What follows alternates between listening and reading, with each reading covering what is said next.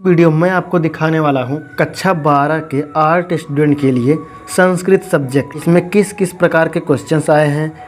अगर आप इसे अच्छे से देखते हो और घर पर थोड़ा प्रैक्टिस करते हो इसे सॉल्व करने के लिए, तो पक्का आपको बोर्ड एग्ज़ाम में कोई प्रॉब्लम नहीं होगी और अच्छे से तैयारी भी आपकी हो जाएगी।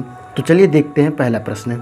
प्रश्न पहला है, निम्नलिखित गद्य खंड पर आधारित प्रश्नों के उत्तर दीजिए। ये 10 नंबर का है, मतलब कोई एक पैराग्राफ दिया गया होगा गद्य खंड के आधार पर, यहाँ से यहाँ तक। अभी उस तरफ भी है, वो भी दिखाता हूँ। देखिए यहाँ से यहाँ तक, तो आप अच्छे से एक बार इसे पढ़ेंगे। पढ़ने के बाद इसमें से कुछ प्रश्न पूछे जाएंगे। पहला प्रश्न है, उपयुक्त गद्यांश पुस्तकम लेखकम च नाम लिखत।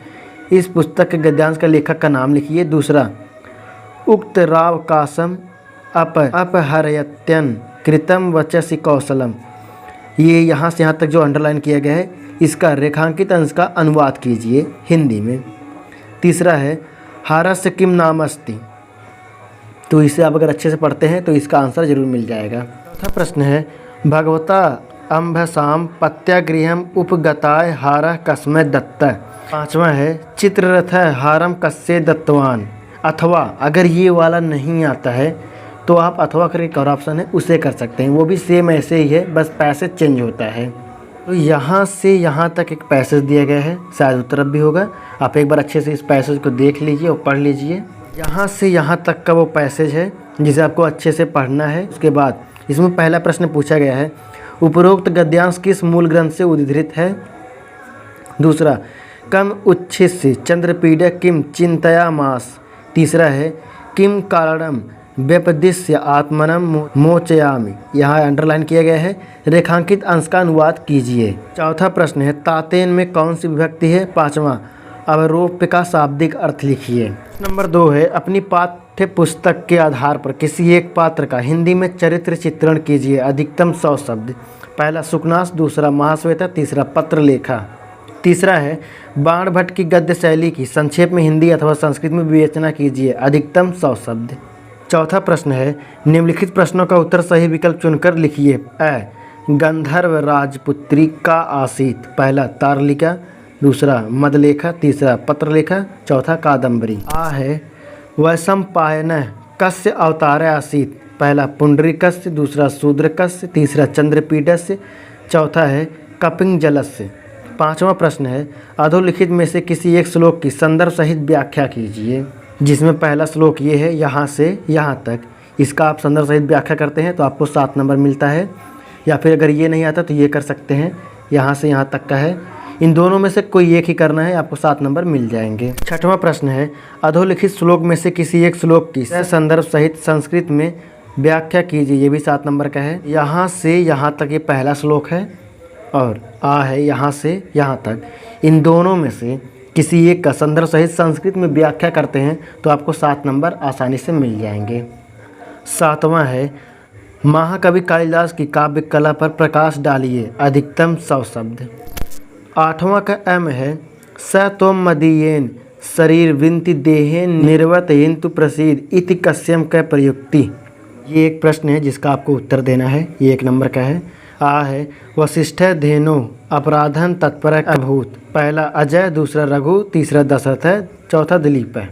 9वां प्रश्न है, अधोलिखित में से किसी एक अंश की हिंदी में संदर्भ सहित व्याख्या कीजिए। ये 7 नंबर का है, जिसमें से यानी कि यहाँ से यहाँ तक का है एक, इसका व्याख्या करते हैं तो 7 नंबर मिलेगा। अगर ये नहीं कर पाते हैं तो आप यहाँ से यहाँ तक का दूसरा है, ये कर सकते हैं। इन दोनों में से किसी एक का संदर्भ सहित व्याख्या कीजिए, आपको 7 नंबर मिल जाएंगे। 10वां प्रश्न है, निम्नलिखित में से किसी एक सूक्त की संदर्भ सहित हिंदी में व्याख्या कीजिए। ये 7 नंबर का है। ये 3 दिए गए हैं, तीनों में से किसी एक का आप संदर्भ सहित व्याख्या कर देते हैं तो आपको 7 नंबर इजीली मिल जाएगा। 11वां प्रश्न है, अभिज्ञान शाकुंतलम के पठित अंश के आधार पर कथा वस्तु का निरूपण कीजिए, अधिकतम 100 शब्द। 12वां का है, मेघदूत किसकी रचना है। पहला भास, दूसरा भारवी, तीसरा भवभूति, चौथा कालिदास। आ है, कालिदासस्य प्रसिद्धो अलंकारो अस्ति। पहला रूपक, दूसरा श्लेष, तीसरा प्रास, चौथा उपमा। नंबर 13 है, निम्नलिखित में से किसी एक विषय पर 10 पंक्तियों का संस्कृत में निबंध लिखिए। ये 10 नंबर दिलाएगा आपको। सिर्फ 10 पंक्तियों यानी 10 लाइन का ही निबंध आपको लिखना है। पहला, संस्कृत भाषाएं महत्वम, दूसरा अस्माकम देश है, तीसरा जलमेव जीवनम, चौथा किम किम न साधयति कल्पलतेव विद्या। 15वां प्रश्न है, उपमा अलंकार को उदाहरण सहित परिभाषा दीजिए। 15 निम्नलिखित में से किन्हीं 4 वाक्यों का संस्कृत में अनुवाद कीजिए। पहला है वह घोड़े से गिर पड़ा। दूसरा लंका के चारों ओर समुद्र है। मनुष्यों में परोपकारी ही प्रशंसनीय है। चौथा शिष्य गुरु से प्रश्न पूछता है। 5वां कवियों में कालिदास श्रेष्ठ हैं। 6वां गंगा हिमालय से निकलती है। 16वां प्रश्न है अधोलिखित रेखांकित पदों में किसी एक में नियम निर्देश पूर्वक विभक्ति बताइए, जिसमें पहला है निरपः ब्राह्मणाय गाम ददाति। दूसरा वृक्षात् पत्राणि पतन्ति। तीसरा स शास्त्रे कुशलः अस्ति। इनके नीचे जो अंडरलाइन किया गया है ये कौन सी विभक्ति है वही आपको बता देना है। आ है स अध्ययनस्य हेतु वसति। रेखांकित में कौन सी विभक्ति है, इसमें कौन सी विभक्ति वही आपको बताना है। अगर आप शब्द रूप अच्छे से पढ़े रहेंगे तो इन सब का इजीली बता पाएंगे, तो शब्द रूप जरूर याद कर लेना। तरह का अ है निम्नलिखित पदों में से किसी एक में विग्रह कीजिए। पहला अनुरूपम। दूसरा पंचपात्रम। तीसरा हरिहरो। आ है सबाल कांडम में प्रयुक्त समास का नाम लिखिए। पहला द्वंद्व। दूसरा बेभाव। तीसरा दिगु। 18 का एम है रामस्येते का संधि विधायक सूत्र लिखिए। अब इसमें आ वाले प्रश्न में पूछा गया है सच्चित का संधि विच्छेद है। पहला सच धन चित। दूसरा सच्ची धन तय। तीसरा सधन चित्त। चौथा सत धन चित्त। 19 का अ है गृहेषु पद में गृह प्रतिपादित के किस विभक्ति एवं वचन का रूप है। तो अब मैंने पहले बताया था अगर आप शब्द रूप याद करते हैं तो आप इजीली इन सब का बता पाएंगे। आई थिंक ये 7वां है। आ में है तस्मै पद में तद प्रतिपादिक के किस विभक्ति एवं वचन का रूप है।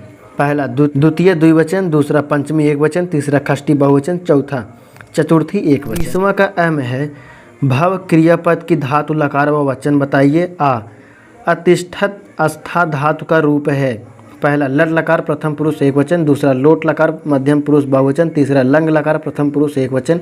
चौथा लिट लकार मध्यम पुरुष बहुवचन। 21 का एम है गत्वा पद में प्रयुक्त प्रत्यय है। पहला गम धन ल्यूट। दूसरा गम धन त्वा। तीसरा गम धन अनियर। चौथा गम धन तुमुन। आ में है दा धातु में अनियर प्रत्यय लगाने पर रूप होता है। पहला दयनीयम। दूसरा दानीय। तीसरा दातुम। चौथा दातव्यम। 22वां प्रश्न है अधोलिखित में से किसी एक का वाच्य परिवर्तन कीजिए। पहला बालकः विद्यालयं गच्छति। दूसरा मया चित्रं दृश्यते। तीसरा मोहन ग्रामम गच्छति। तो बस ये वीडियो करते हैं यहीं पर ख़त्म। और आई होप कि इन सब को क्वेश्चन देखकर आपको काफ़ी ज़्यादा अच्छा आइडिया लग गया होगा कि कैसे क्वेश्चन आने वाले हैं बोर्ड एग्ज़ाम में। आप इसकी तैयारी अच्छे से कीजिए और आपको बोर्ड एग्ज़ाम में लिखने में कोई भी प्रॉब्लम नहीं होगी। वीडियो से थोड़ा भी हेल्प हुआ हो तो लाइक और सब्सक्राइब जरूर करें।